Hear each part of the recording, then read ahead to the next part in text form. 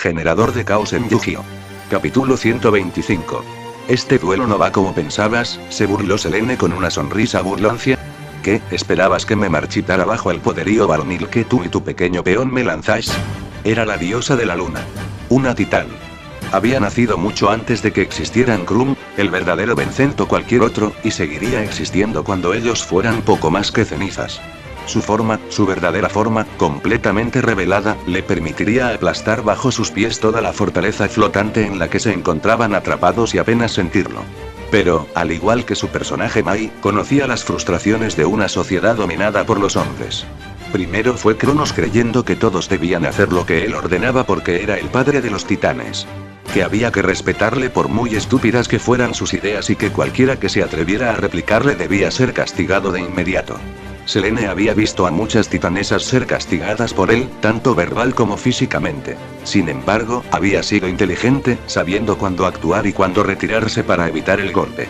No era una de las hijas de Cronos, así que evitaba los peligros de su paranoia, pero sabía que siempre cabía la posibilidad de que su tío loco decidiera tragársela entera, junto con el resto de sus hijos a los que había llamado dioses en lugar de titanes. Pero no dejaba de molestarla. Cuando Zeus subió al trono, las cosas habían cambiado poco.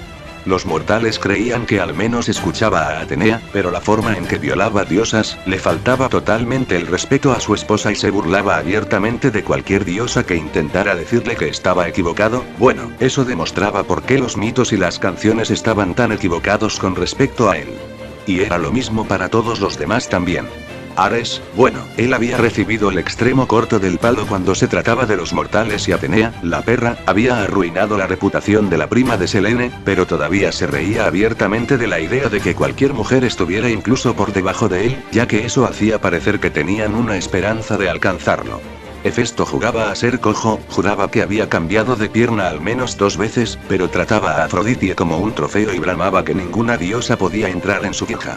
Hades y su novia, los mortales ahora habían hecho creer que había una gran historia de amor entre los dos, pero la reina del inframundo era poco más que una esclava que conseguía su libertad durante 6 meses. Mai también había sufrido ese trato en el mundo moderno. La consideraban estúpida e insípida solo por su aspecto. Ella había decidido jugar con esas cosas porque a veces funcionaba para convertir tu debilidad en una fortaleza, pero aún así le molestaba enormemente. Por eso Selene, en sus 2 personalidades, amaba a Endymion, amaba a Edwin. Como Endymion había sido capaz de enfrentarse a ella sin dominarla. Lo había hecho muy bien. Como Edwin había sabido cuándo defenderla y cuándo permitirle destruir a sus enemigos. Pero él es la excepción, no la regla, pensó sombríamente. Holyweller aceptó tan fácilmente que Mai debía ser una damisela en apuros. No creía que pudiera defenderme por mí misma. No importaba que fuera ella quien le metiera esa idea en la cabeza. Incluso si en algún lugar profundo, muy profundo, dentro de su psique, donde la parte de ella que era pura Mai, gritaba indignada que sus juegos solo habían perjudicado a todos en lugar de ayudarlos. Marik. Kaiba. Noah. Los 5 grandes.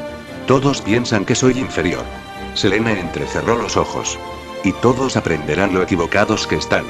En realidad, dijo Vincent, sacándola de sus pensamientos, este duelo va más o menos como lo vi. ¿Está de acuerdo, señor Krum? Muy de acuerdo. Declaró Krum con una sonrisa. Es una duelista experta, pero el duelo no ha hecho más que empezar. También está aquí mismo, dijo Selene en tono sombrío. Vincent se encogió de hombros. Si deseas que te preste atención puedo hacerlo. Pero te advierto que puede que no te guste lo que ocurra cuando lo haga. Sacó su siguiente carta. Ha sido un truco muy ingenioso, convertir a un no afinador en afinador. Pero me temo que me lo has robado, aunque no te hayas dado cuenta. Verás, cuando resucité mi sardina blanca el turno pasado se activó su efecto, convirtiéndola en un sintonizador. Y ahora usaré Renacer Monstruo, se llama Renacer del Monstruo, comentó Selene, con una ceja esculpida levantada ante su elección de palabras. ¿Lo es? Dijo Krum. Creía que se llamaba Renacido el Monstruo. Antes se llamaba así, pero Pegasus decidió cambiarle el nombre, dijo Vincent.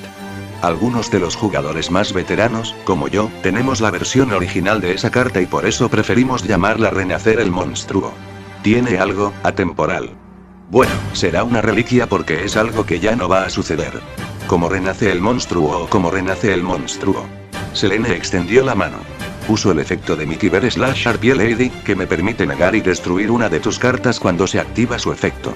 Lo que significa que lo que traías del cementerio se queda allí. Me parece justo, dijo Vincent.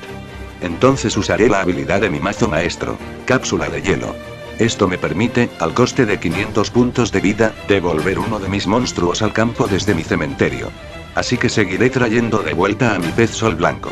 Y me temo que no hay bonificación ni recompensa porque adivines lo que ocurre a continuación.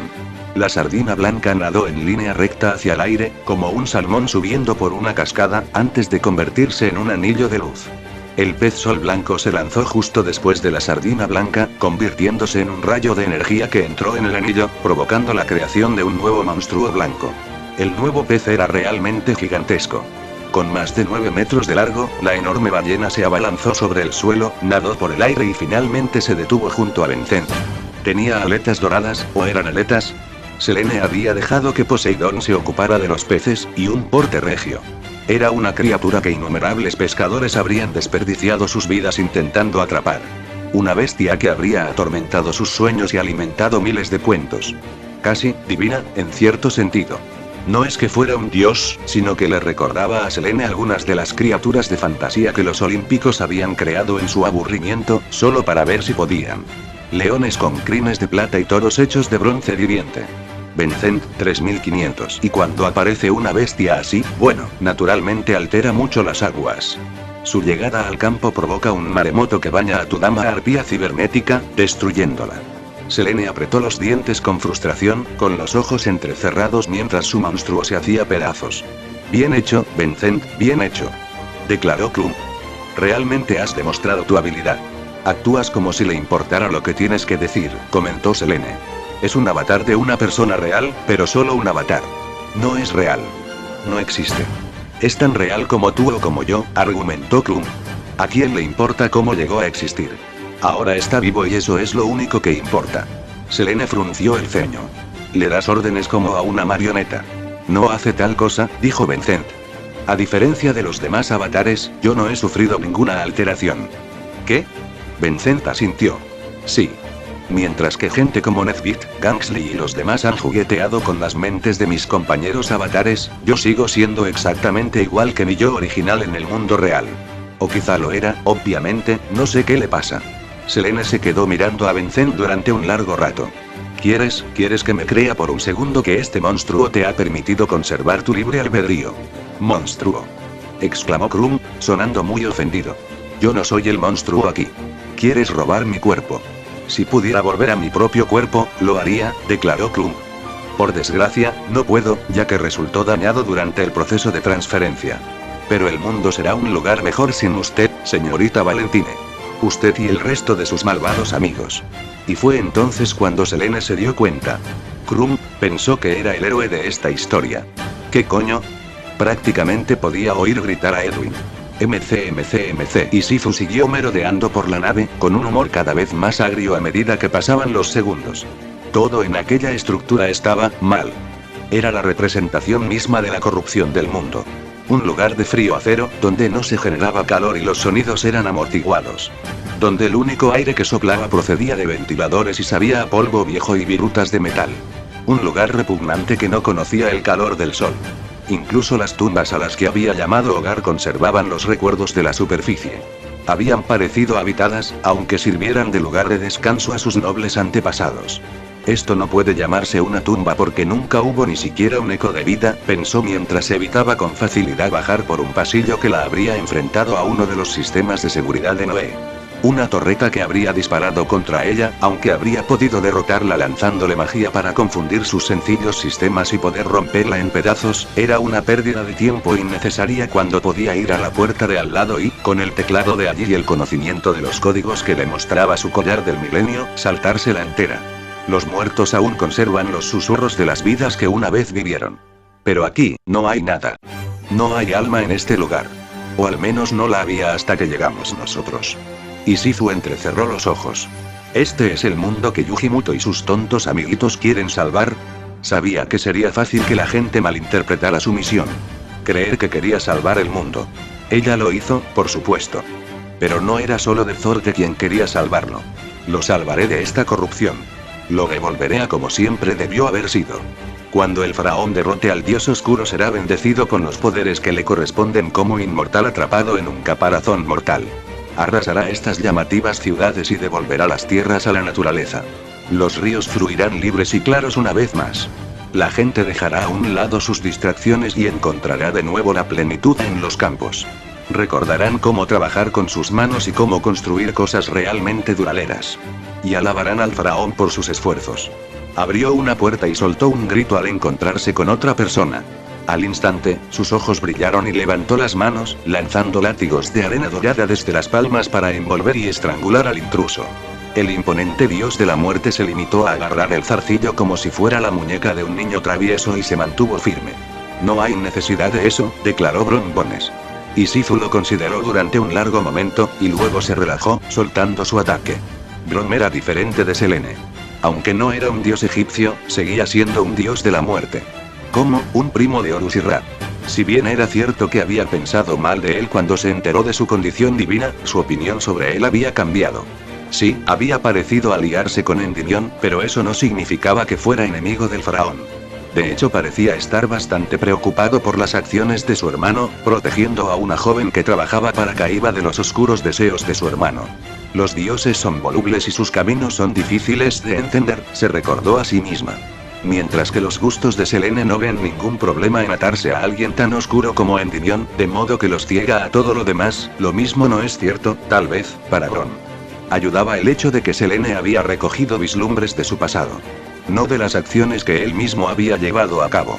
Bron era simplemente demasiado poderoso incluso para su objeto y ella había sido incapaz de atravesar las defensas que él había creado, probablemente sin pensar, para sí mismo y su pasado. Pero había sido capaz de encontrar los lugares en los que él aparecía como un agujero en la historia y ver lo que pensaban y sentían los que le rodeaban. Y lo que había visto era un dios incomprendido que se había encontrado completamente solo. Después de todo, pensó para sí, los poderosos Osiris y Ra honran a mi hermano a pesar de sus acciones. Se deshonra a sí mismo, pero sigue siendo de la sangre del antiguo Egipto y, por tanto, merece ser considerado y bendecido por ellos. De lo contrario, no podría blandir el dragón al lado de Ra. Otros lo verían como cruel y malvado, pero sus métodos son suyos. Igual que Bron. Y Sifu hizo una pausa. Y está el asunto de su compañero, pensó, mirando a Rex Raptor. Otro con el que Endymion había estado en contacto, pero no uno que hubiera llegado a formar parte de su círculo íntimo, como Yuri Gardner o aquella horrible bestia de Renard Volpe. Tampoco formaba parte del grupo de amigos de Bessel. Rex Raptor era un verdadero forastero y aunque nunca se le permitiría ser su verdadero aliado, ya que ella solo podía estar del lado de aquellos que habían demostrado con hechos y con sangre merecer un lugar en la corte del faraón, quizás había sido ciega y sorda a la ayuda que podría recibir de gente como él. Después de todo, si Seto Kaiba podía resultar indigno a pesar de ser la reencarnación del sacerdote Set, ¿por qué no iba a ser digno de ayudarla a un forastero? Así, y Sifu, al darse cuenta de quién estaba en la puerta, agachó rápidamente la cabeza. Perdón, Bron Bones, no me había dado cuenta de quién era. Hay muchos enemigos en esta fortaleza. No pasa nada, retumbó el dios de la muerte. Así que tú tampoco fuiste seleccionado por Noa Kaiba. No, afirmó Isizu. No puedo decidir si estás molesto o agradecido por eso, bromeó Rex e Isizu consideró su comentario antes de ver la lógica en él. Sí, era difícil decidir si debería estar enfadada por la falta de respeto que le habían mostrado, o contenta por haber evitado la trampa y ser ahora libre para ayudar al faraón. Estamos buscando a los otros y volar este lugar. Eres bienvenido a unirte a nosotros, suponiendo que puedas comportarte. El faraón está en peligro, afirmó Isizu, manteniendo la cabeza alta. Eso convierte a Noa Kaiba en enemigo de los guardianes de tumbas. Pero Bron se limitó a mirarla fijamente. Me lo jurarás. Ella comprendió de inmediato que aquel juramento era algo que no podía tomarse a la ligera. ¿Con qué palabras? Jurarás que no harás daño a nadie del dirigible. Y añadió, casi como una ocurrencia tardía, pero ella sabía que no lo era. Ya sea mental, física o espiritual. Y Sifu frunció el ceño de inmediato. No puedo jurar eso. Entonces no podrás unirte a nosotros. Además, si eres un peligro para los que quiero liberar, actuaré. Estaré muerta antes de que pueda sacar un solo zarcillo del reino de las sombras, pensó. Debes ser justo, dios de la muerte. Pides la eternidad. Bron lo consideró durante un largo momento. Y sí, añadió Rex, el trato es solo hasta que abandonemos este estúpido submarino. Y Sifu asintió de inmediato. Eso sería aceptable. Una tregua temporal. Una tregua temporal, repitió Brom antes de mirarla fijamente. Júralo. Yo, Isizu Ishtar, doy mi palabra de que no haré daño a nadie, mente, cuerpo o alma, que estuviera en el dirigible antes de que nos capturaran, hasta el momento en que seamos libres y hayamos abandonado este lugar. Así será, retumbó Brom e Isizu sintió nada. Ningún rayo de los cielos. Ningún gran pulso en sus venas. Solo, nada. Pero también sabía que había dado su palabra y que no podía faltar a ella. Con una inclinación de cabeza le indicó a Brom que comenzara a guiarla. MC, ¿tú, honestamente crees que estás en lo correcto aquí? Se preguntó Selene. Este mortal bajito y desaliñado. Esta patata de hombre. Se atrevía a afirmar que él era el bueno. Que su causa era justa.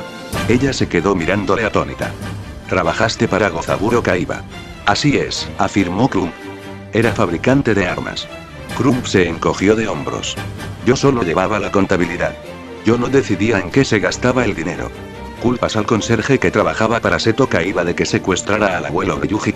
MC. Mouse, jefe de los servicios de conserjería y actual jefe en funciones de Kaiba Corp, levantó la vista de repente. ¿Hay algún problema, señor? Preguntó Martín, a quien aún le resultaba extraño llamar así a aquel hombre.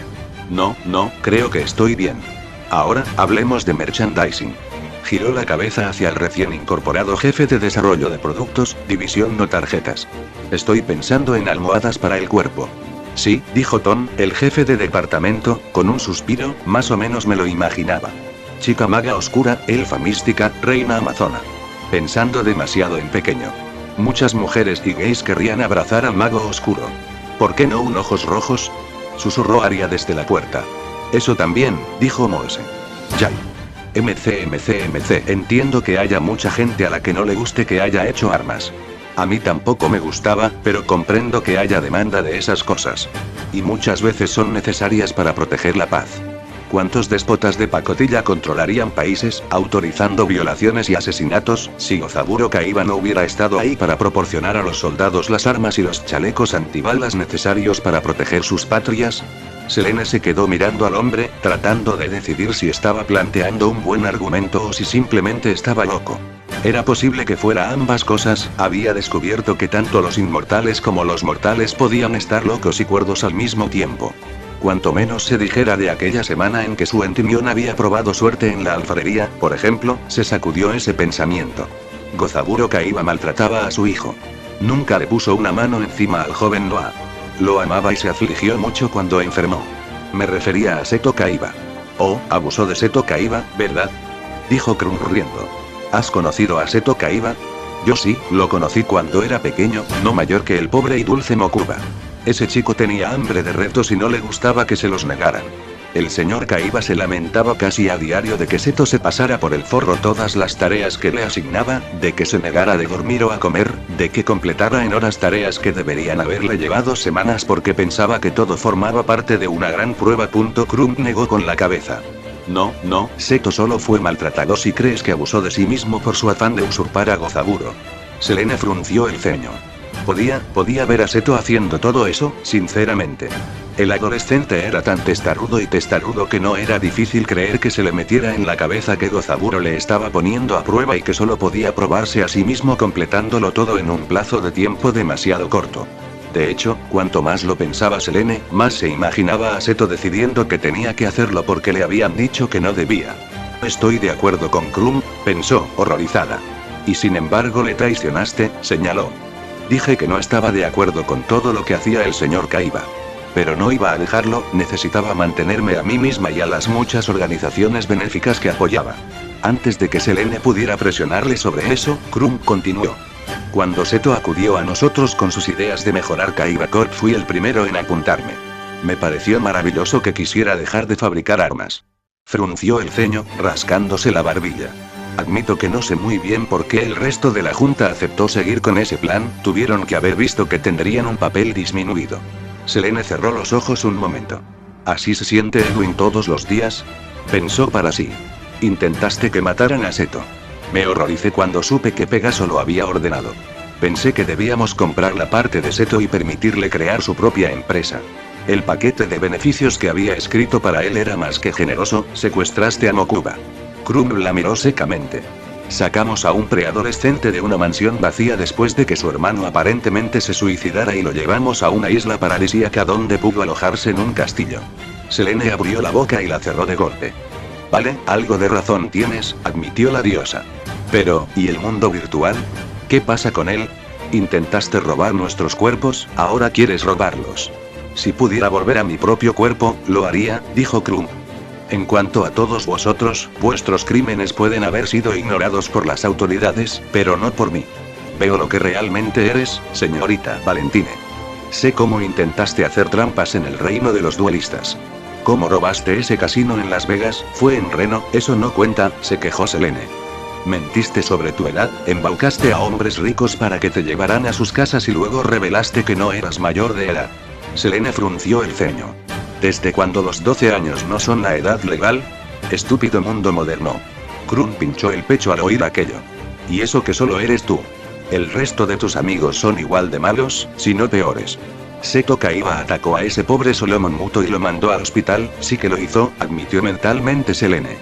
Joey Beller, aunque nunca fue condenado, fue sospechoso de más de 30 pequeños robos.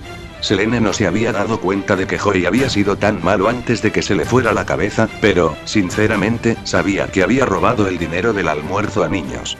Yuji Muto ha sido vinculado a múltiples asesinatos, supongo que el faraón se puso un poco castigo juego feliz en la temporada 0, parpadeó, girando la cabeza para no mirar a Krum. ¿Cómo iba a saberlo? Sacudió la cabeza, preguntándose hasta qué punto la había afectado realmente la estancia de Edwin en otro universo. Y ahora sacarás a colación que Edwin quemó a esas personas hasta la muerte, pero tenía una buena razón para hacerlo y tú no ibas a sacar ese tema. Miró fijamente a Krum, que parecía totalmente horrorizado. Iba a sacar el tema de que cometió fraude con las tarjetas de tiempo, el peor fraude que existe. Pero quemó viva a la gente. Volvamos al duelo, ¿vale? Dijo Selene débilmente, queriendo volver a un terreno estable. Sí, dijo Krum, que parecía un poco verde alrededor de las branquias. Creo que sí, los quemó. Déjalo, están muertos. Tronó Selene, extendiendo la mano. Estoy harta de que te atrevas a cuestionarme. Mi Edwin. Y me atrevo a admitirlo, sí, mis amigos. Han cometido errores, sí, pero tú también, Krum. Te pusiste del lado de un monstruo vil y a pesar de cómo intentes tergiversarlo, el hecho siempre permanecerá, que estás aliado con uno que está tratando de robar nuestros cuerpos y apoderarse de nuestras vidas. Pues eso no va a ocurrir. Voy a derrotarte y luego haré que la ira de los dioses caiga sobre ti, y tú rezarás por una piedad que nunca te daré. Golpeó su disco de duelo. Activo la segunda habilidad de mi Deckmaster.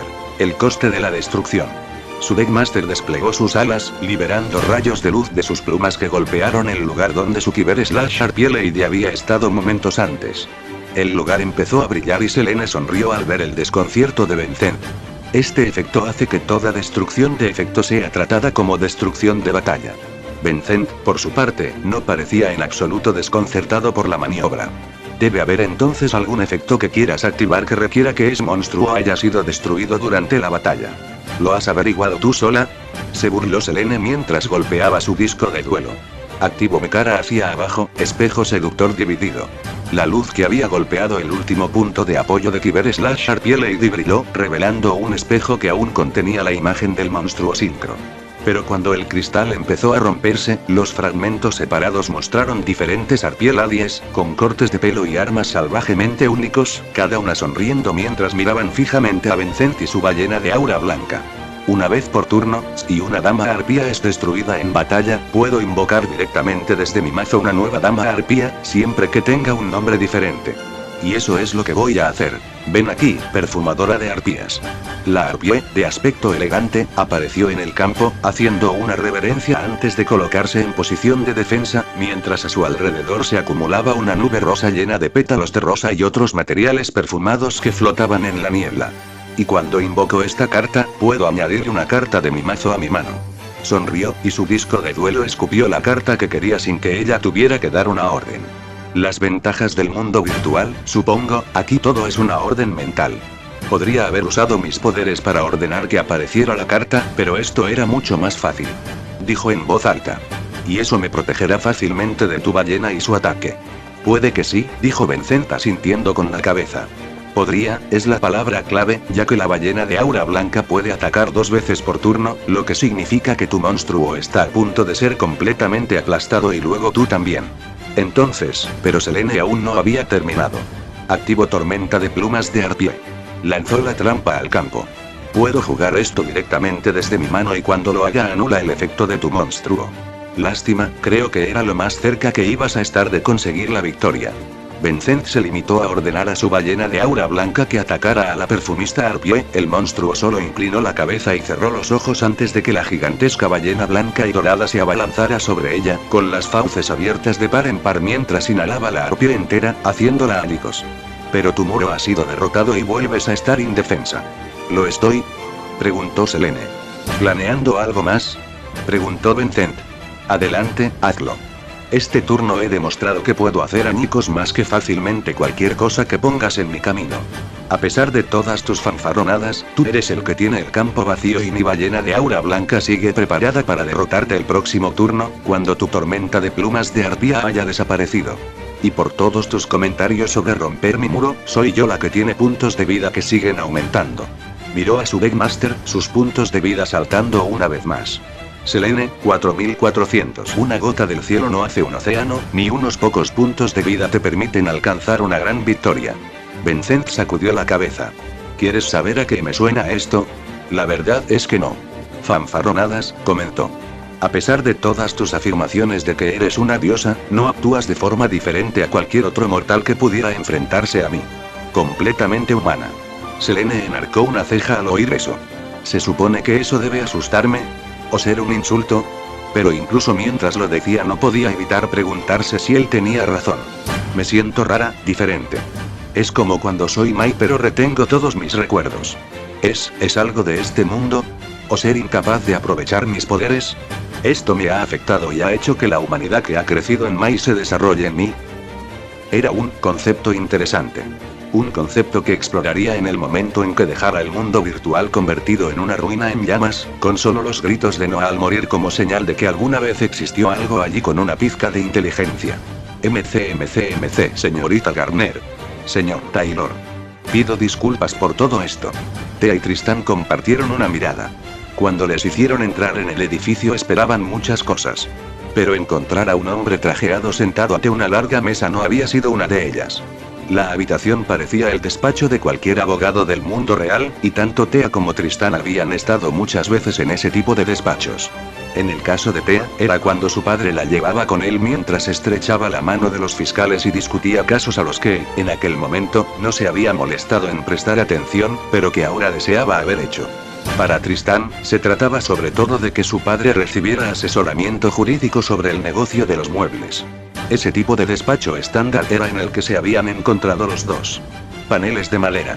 Títulos de derecho colgados en la pared. Estanterías llenas de libros de cuero. Un enorme escritorio de madera que parecía más adecuado para que se sentaran 20 personas que unas pocas. Y el hombre que solo podía ser abogado, con las gafas puestas en su afilada nariz, el traje perfectamente planchado y una sonrisa que era una pálida burla de una mueca. Por favor, tomen asiento. Les ofrecería un refrigerio, pero como estoy seguro de que ambos se han dado cuenta, la comida no tiene sabor en el mundo virtual. Edwin nos habló de eso, afirmó Thea mientras no hacía ningún movimiento para sentarse. Ya sabes, cuando ordenaste a mi padre que lo apuñalara hasta matarlo. Yo no ordené tal cosa, declaró el hombre. Pero nos estamos adelantando.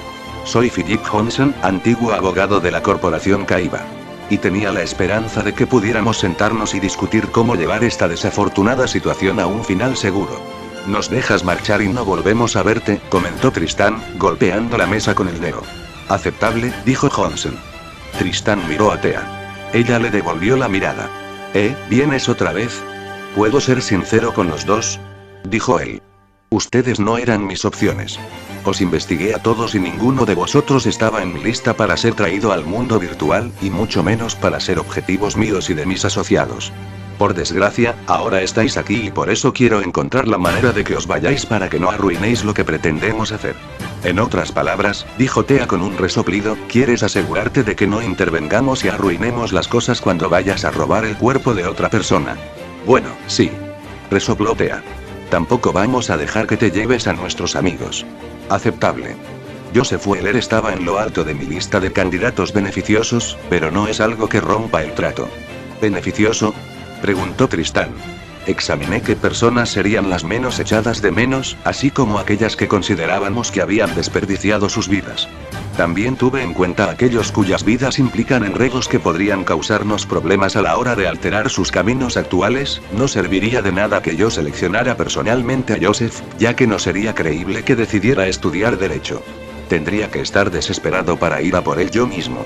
No vamos a dejar que te lleves a nadie, gritó Thea. ¿Y por qué no?, Johnson presionó. ¿Qué sabes de Pegaso? Aparte de que secuestró a Mokuba Kaiba y a Solomon Muto. ¿Qué hay de Koyo y Vicky? ¿Lo conociste hace varios días? Rex Raptor. Seto Kaiba, ¿realmente te pararás aquí y me dirás que Seto Kaiba lucharía para salvarte si fueran sus vidas las que estuvieran en juego?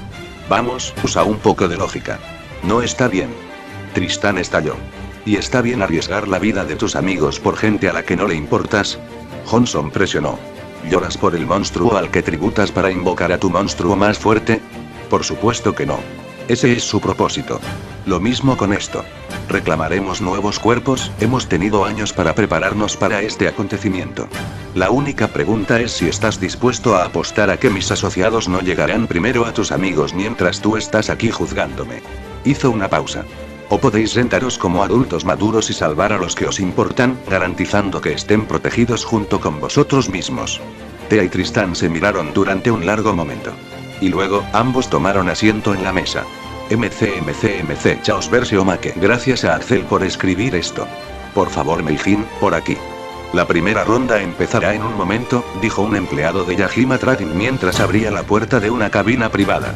El hombre respondió con un gesto de asentimiento, y unos ojos penetrantes, ocultos bajo una visera, recorrieron el recinto elegido para albergar las rondas clasificatorias de Tokio Este para el Campeonato de Japón Sub-19 de Combate Gunpla.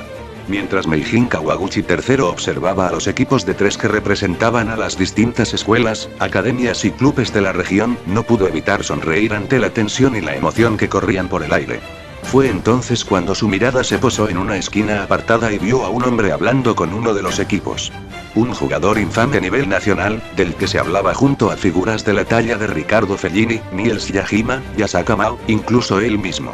¿Qué podría estar haciendo aquí? Muy bien, vosotros 3, agrupaos. Sé que este año ha sido un ajuste para vosotros, como lo fue para mí hace 8 años. Dejados en un lugar extraño, sin conocer a nadie, nada es como lo recuerdas, en realidad esta parte es como estar en casa. Una sonrisa arrogante se dibujó en la cara de un adolescente de pelo rubio y puntiagudo, con la chaqueta roja moviéndose y las manos detrás de la cabeza, mientras sus compañeros y su entrenador le dirigían un trío de miradas planas. Lo has conseguido, Beat. Te has cargado el momento. Solo sube al escenario. Un largo suspiro de sufrimiento escapó de los labios del hombre mientras se masajeaba las sienes, haciendo señas a los jóvenes para que ocuparan sus puestos.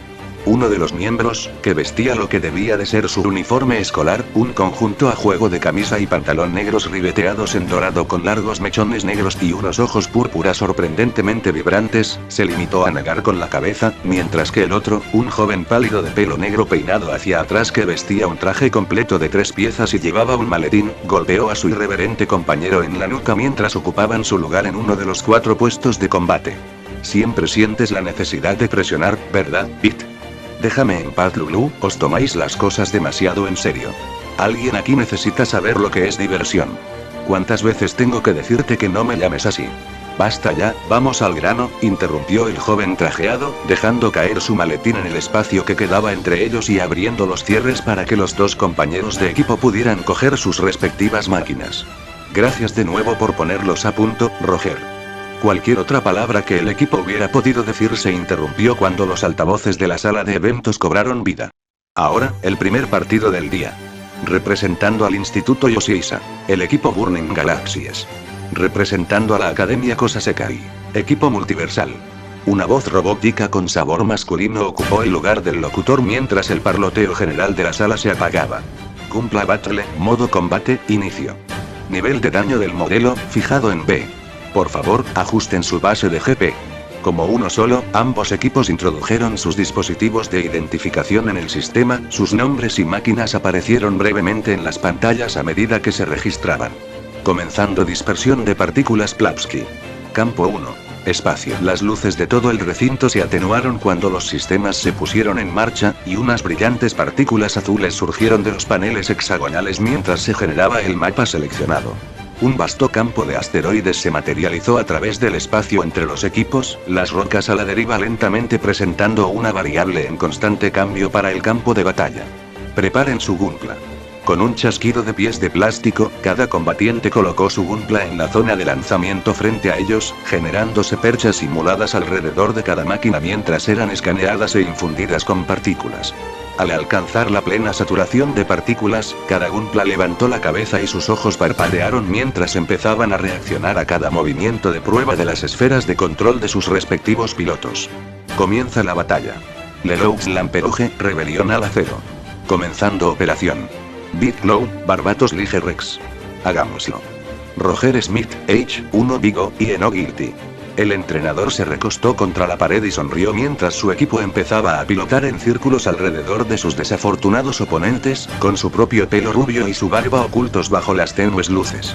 Los disparos de las armas de rayos se reflejaban en sus gafas antes de mirar directamente a Meijin con una expresión que no hacía más que gritar: «Cuidado, estos chicos van hasta arriba».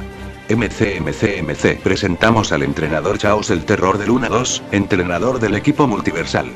Gunpla personal.